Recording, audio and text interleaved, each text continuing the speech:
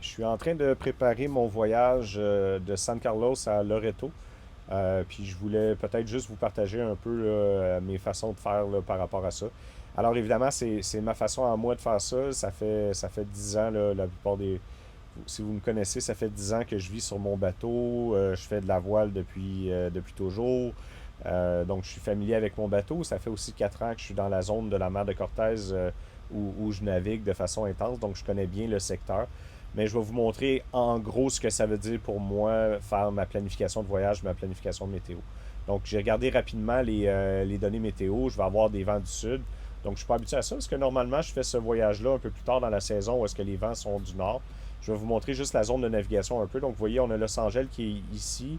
Vous avez San Diego qui est juste un peu plus au sud.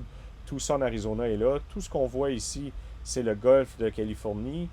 C'est ce qu'on appelle la mer de Cortez. Donc, dans le fond de la baie ici, il y a la ville de La Paz, qui est super belle. Ici, il y a plusieurs personnes qui ont des résidences secondaires ici là, à Cabo San Lucas. Ceux qui vont à Puerto Vallarta l'hiver, la Puerto Vallarta, la baie de Banderas est ici. Donc, en ce moment, moi, je me trouve à peu près ici sur le point violet qui est là. Donc, je vais juste agrandir la carte un petit peu pour vous montrer qu'est-ce qu'il y en est. Donc, mon point il s'est déplacé un peu. Je vais vous montrer la bonne place. Donc, vous voyez, on a la ville de Eureka Guaymas qui est ici. Donc, ça, c'est la plus grosse ville. C'est là qu'il y a toutes les épiceries et tous les trucs.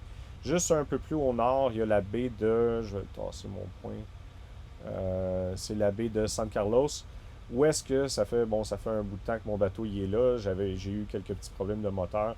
Donc, vous voyez l'entrée de la baie ici qui est super facile. La marina est un peu pas profonde. Moi je tire 6 pieds 9 d'eau. Et vous voyez ici, ils ont leur rampe là, de sortie mise à l'eau. Donc, il y a des fois où ils disent 4 pieds 9 ici. Il y a des fois où il faut que j'attende la marée là, pour réussir à rentrer là. Mais normalement, on le prévoit d'avance, on le sait. Puis bon, il y a toujours moyen de me sortir de l'eau ici. Dans le moment, je suis sur ce qui est là, exactement. Donc, super bel endroit, super belle baie. Très facile de faire des réparations. J'ai fait un vidéo là-dessus juste un peu avant. Mais c'est ça, c'est très facile de faire des réparations sur le bateau ici. Très facile d'avoir les pièces. Puis regardez la protection qu'on a là, de tous les côtés.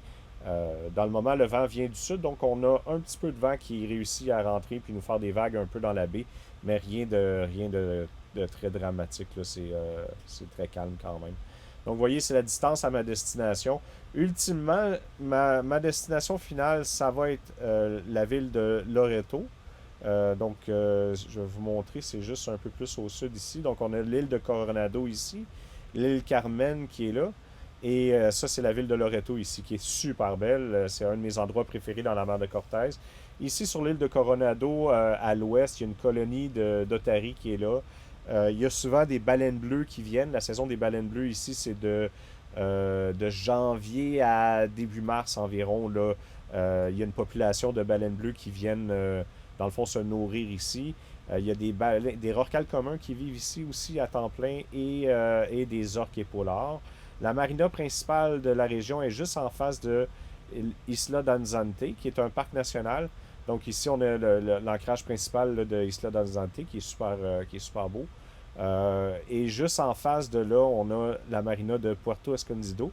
Donc il y a un petit canal qui passe ici. Et ici, il y a un développement immobilier qui fait partie de la marina. C'est une ancienne marina Fonato qui appelait, donc c'est très bien développé. Le canal, il monte 5 pieds ici. J'ai passé là au printemps, il y avait 20 pieds d'eau tout le long. La lagune ici est 40 pieds de profond à peu près partout et ils ont des amarres permanents, là, des moorings permanents qui sont là. Vous voyez, ils en ont plusieurs de disponibles. Ils chargent 400 dollars US par mois pour avoir un ancrage permanent ici. Il y a une piscine, un bain tourbillon, des facilités Internet, un restaurant. Et bon, on est un peu loin de la ville pour aller faire l'épicerie. Par contre, il y a un service de voiture de location. Donc, vous faites juste leur dire, je veux une voiture de location tel jour. Puis à 8 heures, la personne de la voiture de location vous laisse la voiture de location. Mais je vais faire un rapport complet, là, un peu comme j'avais fait avec San Carlos. Je vais juste vous montrer un peu l'endroit où je m'en vais. Juste au sud, ici, on a Ensenada Blanca. Ensenada Blanca, c'est super intéressant parce que il y a une espèce de gros hôtel qui est là, puis il nous laisse arriver là, à la plage avec le dinghy. Il y a des super bons restaurants. C'est parmi les meilleurs restaurants que je connais au Mexique. Super bon Wi-Fi avec un restaurant, donc c'est le fun de passer du temps là, surtout quand le vent il est du sud comme maintenant.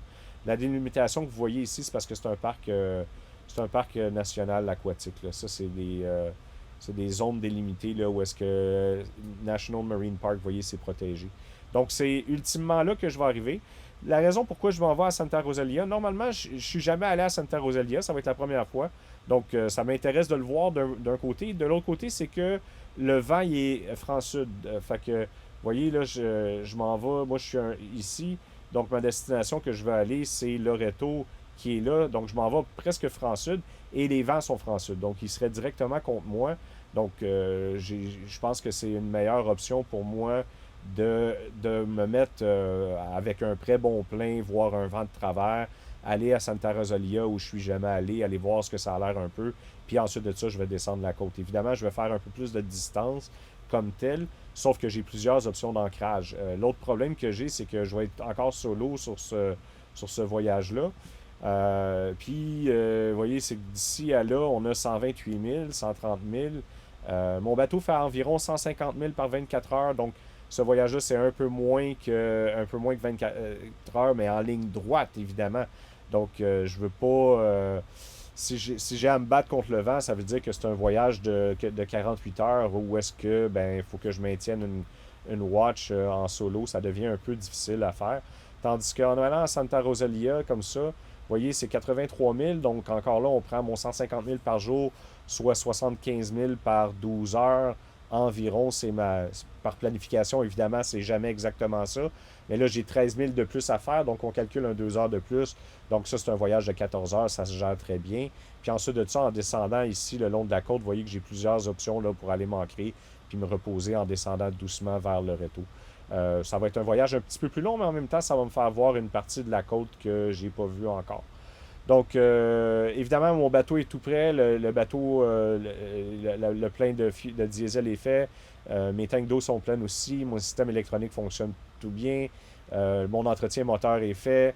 Mon gréement est flambant neuf. Mes voiles sont en bonne condition. Donc, tout ça, c'est des données de base là, qu'il faut avoir avant de partir. Évidemment, tous mes systèmes de sécurité, mon radeau de sauvetage, ma balise de détresse, tout ça est en bonne condition. Donc, c'est des critères préalables, effectivement. Donc, je vous montre ensuite mes données météo. Donc, je vais toujours chercher mes données météo sur le site de NOAA. Je vois plusieurs gens qui cherchent à aller chercher des gribes de différentes façons avec différents filtres de gribes qui sont supposés d'être plus précis. Moi, je fais pas ça. Moi, je vais chercher les données en vrac sur les sites de NOAA. Dans mon expérience, c'est la meilleure information disponible. Donc, vous voyez que j'ai deux tempêtes tropicales là, qui sont en jeu. Par contre, ils sont relativement loin de moi. On voit qu'ils sont, je dirais, à peu près à la hauteur d'Acapulco, là. Moi, je suis ici, donc je suis à environ 1000 milles nautiques au nord des deux tempêtes. Ce qui ne veut pas dire qu'ils n'auront pas un peu une influence sur l'ensoleillement. Il va peut-être avoir plus de nuages. Mais par contre, ça ne devrait pas avoir un gros impact sur ma navigation. Ceux qui sont familiers là, avec les conférences que je donnais avec peut-être la CONAM à Montréal, vous voyez, ça c'est la grosse différence là, dans le carré rouge ici. C'est la grosse différence entre les tempêtes tropicales et les ouragans qu'on a ici. Vous voyez, on a 50 nœuds. Fait que c'est sûr qu'un ouragan ou une tempête tropicale caraïbe qui va nous générer un 100 nœuds de vent, ben c'est différent comme considération qu'un 50 nœuds là, ici. Évidemment, je ne voudrais jamais me ramasser volontairement dans cette tempête-là. Par contre, si ça devait arriver par accident, 50 nœuds, c'est quelque chose que je suis capable de gérer avec mon bateau. Je répète, je ne veux pas faire ça. J'essaie d'éviter ça au plus possible, mais c'est faisable. Georgette est un peu moins forte, elle, à 45 nœuds. Donc, je vais aller vous montrer les trajectoires prévues. Donc, dans le cas de Frank, on regarde les trajectoires prévues. Vous voyez comment NOAA nous fait ça simple. Ils nous donnent la position de la tempête, puis ils nous disent, bon, ben, à jeudi à 8h PM, elle va être ici. Vendredi à 2h AM. Évidemment, temps all-time MDT. MDT. Medium Daytime, je sais pas quoi. Normalement, c'est Zulu Time. Il faudrait que je regarde qu'est-ce qu'ils disent avec MDT. Fait que cette trajectoire-là, Écoutez, je suis sûr que tout le monde a des histoires là, de, de prévisions météo qui se sont avérées être fausses ou des trucs comme ça. Mais sur un gros phénomène météo comme ça, comme une tempête, NAOA se trompe pas. Ils vont pas. T'sais, ils peuvent pas l'échapper, celle-là. Là. C'est sûr que je vais naviguer, vous voyez, jusqu'à lundi est encore en jeu, la tempête. Mais moi, je vais être ici, la tempête est là. Ça n'aura pas d'effet sur moi. Ça n'aura pas de conséquences. Puis je vous encourage à simplifier vos façons de faire vos prévisions de météo. Il y a tout le temps moyen d'aller plus creux dans les données météo. Moi, je vais chercher les données que j'ai de besoin pour savoir si mon voyage est possible, puis si ça va bien fonctionner, puis si je vais être en sécurité. Puis après ça, j'arrête. Puis je fais confiance à des données gouvernementales du gouvernement américain comme NOAA. Ça m'a jamais trompé en 10 ans de navigation. Je vous dis pas que c'est impossible à un moment donné que je me trompe, mais en même temps, comme je vous expliquais, mon risque avec 45 nœuds ou 50 nœuds, c'est pas des conditions souhaitables, c'est certain, mais en même temps, ça serait pas catastrophique pour moi de rencontrer ces conditions-là en mer. Donc, vous voyez, ça, c'est l'autre tempête, là, Georgette, qui est moins problématique, puis qui va comme. Je sais pas si elle va migrer avec Frank, je sais pas si c'est ça qui est en train de se produire, là, ça me semble être un peu un phénomène comme ça. Donc, c'est les deux tempêtes tropicales qui sont en jeu. Normalement, pendant longtemps, je voulais pas naviguer pendant qu'il y avait une tempête tropicale qui était active, mais évidemment, là, quand ils sont à 1000 milles nautiques de moi, disons que je fais comme s'il n'existait pas. Ok, je vous montre. Ça, c'est ma planification météo, si vous voulez, à grande échelle, un peu stratégique, si vous voulez. La prévision tactique est ici. Donc, là, je regarde, puis vous voyez, c'est écrit en anglais. Bien simple, là. Ça, c'est NOAA encore. Puis, il nous donne les prévisions là, de la frontière américaine ici jusqu'à l'Amérique centrale. Là, on voit Panama ici, le Costa Rica est là. Ensuite, là, je me rappelle plus ces pays-là, là, ici, Honduras, Salvador, Guatemala, etc. Puis, c'est ça. La zone qui va être importante pour moi, c'est la PMZ 019. Donc, je regarde sud-est à sud, 10 à 15 nœuds, des vagues de 3 pieds, une période de 12 secondes. 12 secondes, c'est relativement bien. 6 secondes, c'est mauvais. 7 secondes, c'est mauvais. 12 secondes, on commence à avoir assez d'espace entre les vagues que le bateau a le temps de se restabiliser dans la vague puis dans le vent. Même chose ce soir, sud-est à sud, 10 à 15 nœuds. Là, on va là, vendredi, samedi. Je vais probablement partir samedi. Donc, vous voyez, là, on parle de 10 à 15 nœuds. Je ne regarderai pas plus loin que samedi. Je ne fais pas confiance à des prévisions à plus que. Disons que plus que 48 heures, je prends ça avec un grain de sel. C'est encore valable, les prévisions, jusqu'à 96 heures. Mais plus que 48 heures, là, ça veut dire qu'avant de partir, je vais regarder une autre fois là, ces prévisions-là. Donc, en gros, c'est ça. Comme je vous dis, il y a plusieurs. J'ai pas besoin de faire d'autres choses.